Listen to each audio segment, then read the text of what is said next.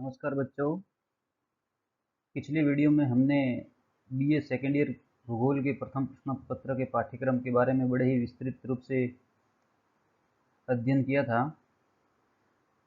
इस वीडियो में हम बीए सेकेंड ईयर भूगोल के सेकंड पेपर के बारे में और उसके सिलेबस के बारे में विस्तृत रूप से अध्ययन करेंगे। देखिए, प्रथम पेपर में हमने विश्व के प्रादेशिक भूगोल के बारे में जाना था। ठीक इसी प्रकार सेकंड पेपर आपका इकोनॉमिक एंड रिसोर्स ज्योग्राफी के नाम से रहेगा, अर्थात आर्थिक और संसाधन भूगोल। आपको पता है कि पिछले वर्ष आपने प्रथम वर्ष में अर्थात बीए फर्स्ट ईयर में भूगोल की दो प्रमुख शाखा भौतिक भूगोल और मानव भूगोल के बारे में पढ़ा था। इसी क्रम में हम जैसे जैसे आगे बढ़ते हैं, भूगोल विविध शाखाओं में उपविभाजित होता रहा है। तो इसमें देखिए, इकोनॉमिक और रिसोर्स ज्योग्राफी प्रमुखतः यह आर्थिक भूगोल से संबद्ध क्षेत्र है। अतः इस लेक्चर में हम सेकंड पेपर के बारे में विस्तृत रूप से पढ़ेंगे और आपको ये समझ में आ जाएगा कि हमें इस पेपर में किन किन पहलुओं का अध्ययन करना है। क्योंकि यदि हमारे दिमाग में सिलेबस का एक फ्रेमवर्क क्लियर रहता है तो हमें चीज़ें बहुत ही सहज और सरल लगती है। हम देखेंगे जिस प्रकार से फर्स्ट पेपर 5 यूनिटों में विभक्त था, ठीक उसी प्रकार सेकंड पेपर भी 5 अलग अलग इकाइयों में विभक्त किया गया है। देखते हैं प्रथम यूनिट इसकी। ये देखिए, यूनिट प्रथम को भी वापस ए बी सी डी और ई 5 उप विभागों में विभाजित किया गया है। तो यूनिट फर्स्ट जो है उसका जो फर्स्ट टॉपिक है, definition, nature and scope of economic geography, अर्थात इकोनॉमिक ज्योग्राफी का मतलब आर्थिक भूगोल। आर्थिक भूगोल की परिभाषा, उसकी प्रकृति और उसका स्कोप यानी क्षेत्र क्या है। तो हमें ये समझ में आ जाएगा, जिस प्रकार से हमने भौतिक भूगोल और मानव भूगोल का जो प्रारंभिक ज्ञान प्राप्त किया था उसमें देखा था कि मानव भूगोल और भौतिक भूगोल की परिभाषा क्या होती है, उसका नेचर कैसा है, उसका स्कोप कैसा है। ठीक इसी प्रकार आर्थिक भूगोल के बारे में उन्हीं चीज़ों को वापस पढ़ना है। तो हमें अच्छे से समझ में आ जाएगा कि आर्थिक भूगोल वास्तव में है क्या।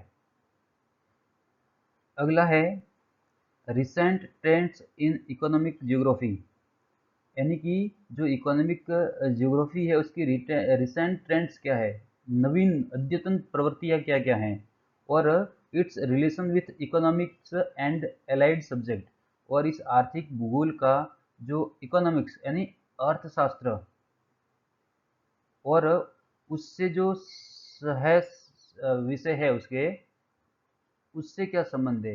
अर्थात हमें वर्तमान में आर्थिक भूगोल की नई प्रवृत्तियों के बारे में और अन्य जो आर्थिक क्षेत्र के जितने भी सब्जेक्ट है उनसे आर्थिक भूगोल का क्या संबंध है, कैसे दोनों एक दूसरे पर निर्भर है, एक दूसरे के पूरक है या नहीं है, या विरोधाभासी संबंध है, वो सारा हम इसमें पढ़ेंगे। फिर अगला है थर्ड। देखिए, यूनिट फर्स्ट का जो थर्ड टॉपिक है, classification of economics and spatial organisation. Economics आर्थिकी का क्लासिफिकेशन क्या है और जो स्थानिक जो संगठन की क्या व्यवस्था रहती है, ये हम पढ़ेंगे। उसके बाद देखिए, सेक्टर ऑफ इकोनॉमी यानी अर्थव्यवस्था के क्षेत्र कौन कौन से हैं, प्राइमरी, सेकेंडरी एंड टर्सरी, अर्थात प्राथमिक, द्वितीयक और तृतीयक।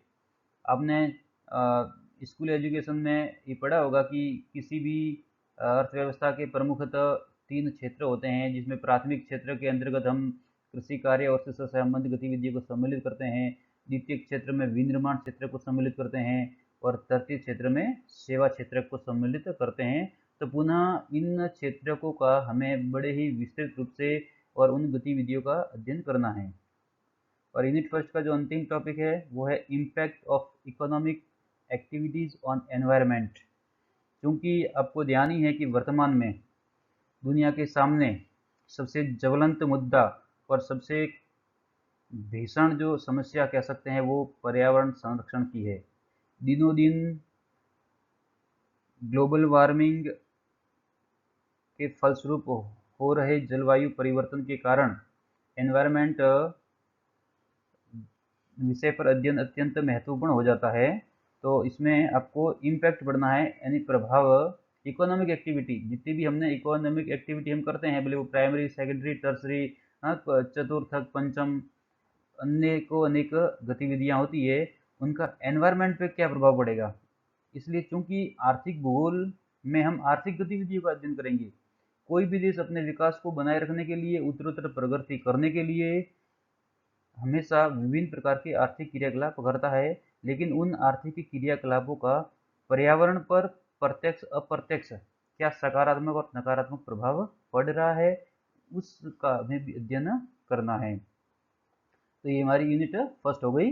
इसमें अब देखेंगे कि मुख्य तौर पर हमें इसमें आर्थिक भूगोल के ABCD को देखना है कि वास्तव में आर्थिक भूगोल क्या है और उसमें हम किन किन पहलुओं का अध्ययन करेंगे। अब देखिए अगला यूनिट सेकंड आपकी। यूनिट सेकंड में नेचुरल रिसोर्सेज अर्थात प्राकृतिक संसाधन, और उन प्राकृतिक संसाधन क्या होते हैं, उनका मीनिंग, उनका क्लासिफिकेशन क्या है, अर्थात उनका अर्थ, उनकी परिभाषा और वर्गीकरण।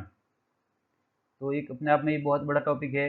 हम पढ़ चुके हैं कि प्राकृतिक संसाधन प्रकृति में मौजूद कोई भी ऐसी वस्तु जो हमारी आवश्यकताओं की पूर्ति करता हो और जो हमारे लिए उपयोगी हो, उसको हम प्राकृतिक संसाधन की श्रेणी में रखते हैं। और जो मैन मेड न हो, नेचुरल हो, ऐसे रिसोर्स को हम नेचुरल रिसोर्स कहेंगे। तो उनका मीनिंग क्या है और उनका क्लासिफिकेशन, ये क्लासिफिकेशन वाला काफ़ी इंपॉर्टेंट है, क्योंकि वर्तमान में इस नेचुरल रिसोर्स का क्लासिफिकेशन विभिन्न आधारों पर सूक्ष्म तरीके से किया गया है।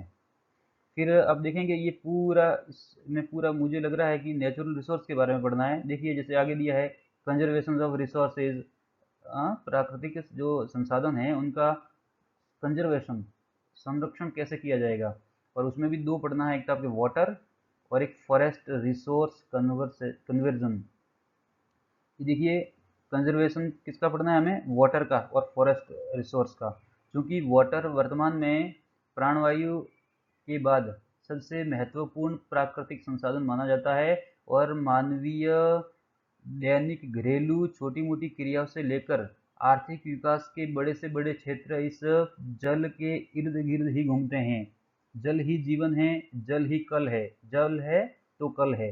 तो चूंकि पता है कि लगभग 3/4 पृथ्वी का भाग महासागरों से अर्थात जलीय आवरण से घिरा हुआ है, उसके बावजूद विश्व के विभिन्न महाद्वीपों के विभिन्न देशों में जल दुर्लभता और जल संकट का सामना हमें करना पड़ रहा है। तो इसका कारण ये है कि जो 3/4 ग्लोब पर वाटर का जो आवरण है, वो उसमें से लगभग 97% खारा जल है, महासागरीय जल है, लवणता युक्त जल है, जो हमारे ना तो दैनिक उपयोग के काम का है, न कृषि क्षेत्र में उसका उपयोग कर सकते हैं और न ही औद्योगिक क्षेत्र में इतना वो महत्वपूर्ण माना जाता है। तो बचा 3% जो अलवणीय या मीठे पानी का विस्तार है, उसमें भी लगभग 2% भाग तो ध्रुवीय या उच्च पर्वतीय बर्फीले क्षेत्रों के रूप में विद्यमान है और मात्र 1% जल ही हमारे लिए उपलब्ध है जिसका हम उपयोग करते हैं। तो निरंतर बढ़ती जनसंख्या और जल की बढ़ती मांग के कारण ये वर्तमान में पर्यावरण के बाद दूसरा महत्वपूर्ण मुद्दा इसी को माना जाता है, वाटर को, इसलिए इसको सम्मिलित किया गया है। इसी प्रकार फॉरेस्ट रिसोर्स महत्वपूर्ण है, क्योंकि फॉरेस्ट से प्रत्यक्ष अप्रत्यक्ष लाभ तो हमें प्राप्त होते ही हैं। इसके अलावा जलवायु के निर्धारण में, मृदा के संरक्षण में और वन्य जीवों के घर के रूप में, निवास के रूप में, अर्थात जो हमारी जैविक विविधता है, जिसमें भले वो वन्य जीव हो या वो पादप जगत की विविधता हो, प्रत्यक्ष रूप से इस फॉरेस्ट पर ही निर्भर करती है। तो इसको हमें पढ़ना है। अगला है changing nature of economic activities. Changing nature of economic activity यानी जितनी भी इकोनॉमिक जो गतिविधियाँ हो रही है, आर्थिक गतिविधियाँ, उनमें क्या, उनके पैटर्न में, उनकी प्रकृति में क्या परिवर्तन आ रहे हैं। ठीक है ना। ये changing nature of economic activity को लास्ट के तीनों टॉपिकों में सम्मिलित किया। देखिए सेम सेम है, और उसमें दो दो टॉपिक लेने हैं। पहले में पढ़ना है माइनिंग और फॉरेस्ट्री क्या है, खनन और जो वानिकी की क्रिया है उसके पैटर्न, उसके नेचर में क्या पैटर्न में चेंज आ रहा है। फिर एग्रीकल्चर और इंडस्ट्री को देखना है, यानी कृषि और उद्योग। और अगला है ट्रेड एंड ट्रांसपोर्ट। तो आप देखेंगे इसमें ट्रेड और ट्रांसपोर्ट, व्यापार और जो परिवहन, ये तृतीय सेवा क्षेत्र से सम्मिलित है, सेवा क्षेत्र में आते हैं। हमारा एग्रीकल्चर प्राइमरी सेक्टर से है, इंडस्ट्री सेकेंडरी सेक्टर को बिलोंग करता है, और जो माइनिंग और फॉरेस्ट्री है वो भी प्राइमरी सेक्टर से ही संबंधित है। अर्थात जो changing nature of economic activity, जो इकोनॉमिक हमारी एक्टिविटी है उसका चेंजिंग, उसके प्रकृति में क्या बदलाव आ रहे हैं, वो तीनों क्षेत्रों के बदलावों को हमें देखना है। अब देखिए अगली इकाई